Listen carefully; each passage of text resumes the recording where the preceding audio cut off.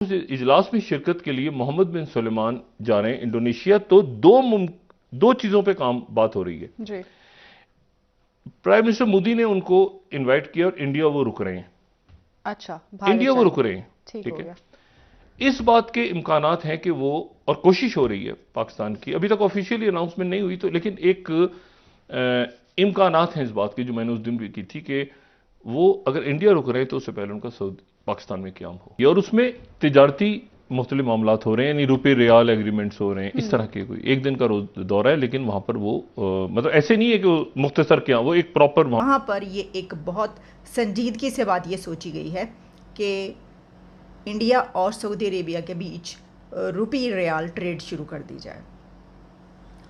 ये एक ऐसा, आप समझ लें कि गेम चेंजर इसको कहा जा रहा है। कोई भी कंट्री जब ये स्टार्ट करेगा या अगर ऐसा सोच लेगा तो वो उसके लिए गेम चेंजर साबित होगा। और उसने अपने रुपी को इतना स्ट्रेंथन कर लिया, या अपने जो भी उसकी करेंसी है उसने उसको इतना स्ट्रेंथन कर लिया। ये जो आज आपने एक्सप्रेस ट्रिब्यून में एक आर्टिकल लिखा कि जो है वो मोदी जी ने प्रेडिक्ट किया है कि इंडिया जो है जापान एंड जर्मनी को ओवरटेक कर जाएगा, तो आप इसको कैसे देख?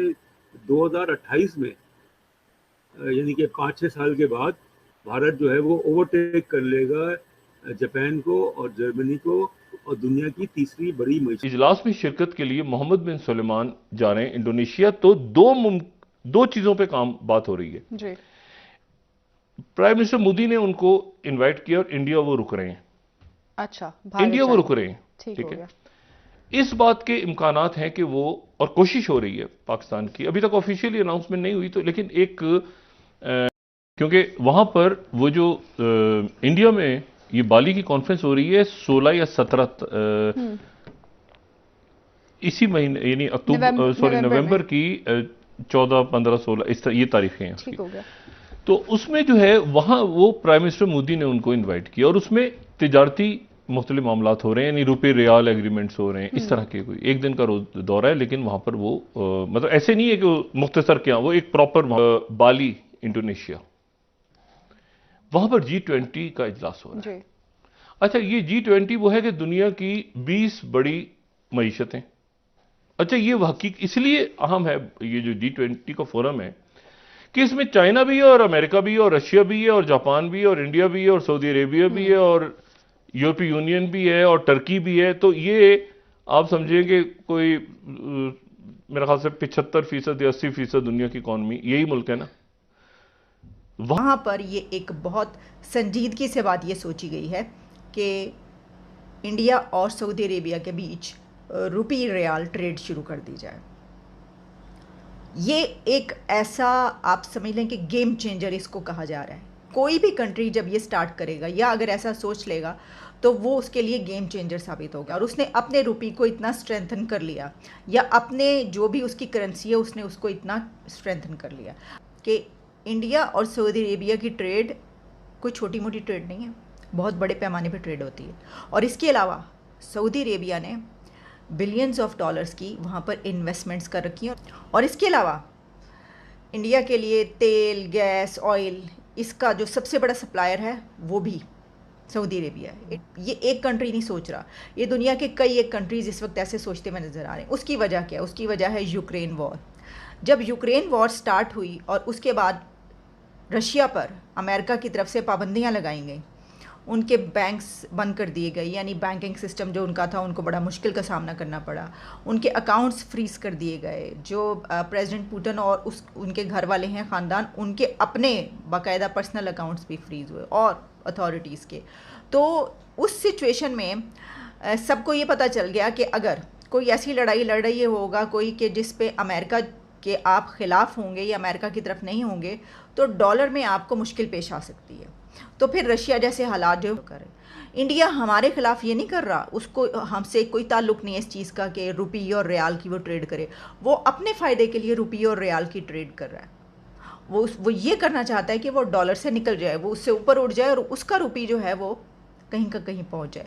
इससे हमें अगर इनडायरेक्टली या अल्टीमेटली नुकसान होता है कि हम पीछे चले जाते हैं, तो हम तो ऑलरेडी 14वीं सदी में ठीक है, तो हम तो वैसे ही पत्थर के ज़माने में जी रहे हैं। अब देखिए सैलाब के बाद आपने देखा नहीं सारी सिचुएशन, सैलाब के बाद क्या सूरत हाल हुई हुई है, और आधे से ज़्यादा क्या मतलब तकरीबन पूरा मुल्क ही ये शहरों को छोड़ के बड़े सैलाब में बताइएगा, ये जो आज आपने एक्सप्रेस ट्रिब्यून में एक आर्टिकल लिखा कि जो है वो मोदी जी ने प्रेडिक्ट किया है कि इंडिया जो है जापान एंड जर्मनी को ओवरटेक कर जाएगा, जी तो हाँ। आप इसको कैसे देखते हैं? आपने ये आर्टिकल लिखा, हमारे साथ प्लीज अपने थॉट्स शेयर करें।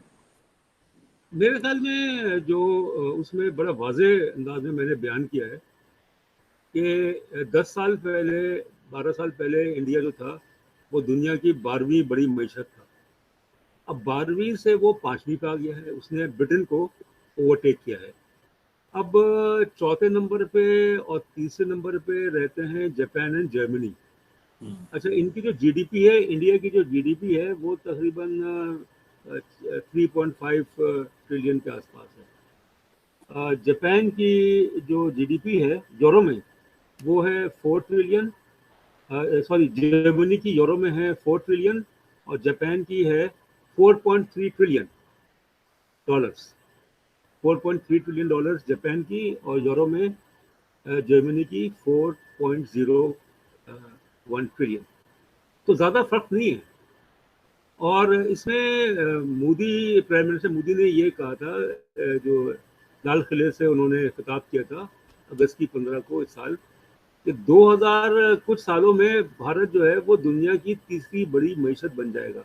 तो अगर यही रफ्तार रही कि जो इंडिया की जो इकोनॉमी है, जो ग्रोथ रेट है, उसकी जो एक्सपोर्ट्स हैं, उसके फॉरेन रिजर्व्स हैं, उसका जो आईटी में जो एक मकाम है और रेमिटेंसेस हैं, तो इनको मिला लें तो ज़्यादा फर्क जो है वो भारत की जीडीपी और जर्मनी और जापान के उसमें नहीं बनता। मगर भारत को मेहनत करनी पड़ेगी और उसको अपनी एक्सपोर्ट्स जो हैं मज़ीद बढ़ानी पड़ेंगी। उसको अपनी जो इकोनॉमिक ग्रोथ रेट है वो तकरीबन 8%, 8.5% जो है उसकी होनी चाहिए। तो फिर कहीं जाके ये तवक्को होती है कि 2028 में यानी कि 5-6 साल के बाद भारत जो है वो ओवरटेक कर लेगा जापान को और जर्मनी को और दुनिया की तीसरी बड़ी मईशत बन जाएगा। जो वज़ीर आज़म होते हैं अमूमन वो ये होता है कि पहला दौरा उनका सऊदी अरेबिया या चाइना का होता है रवायती तौर पे।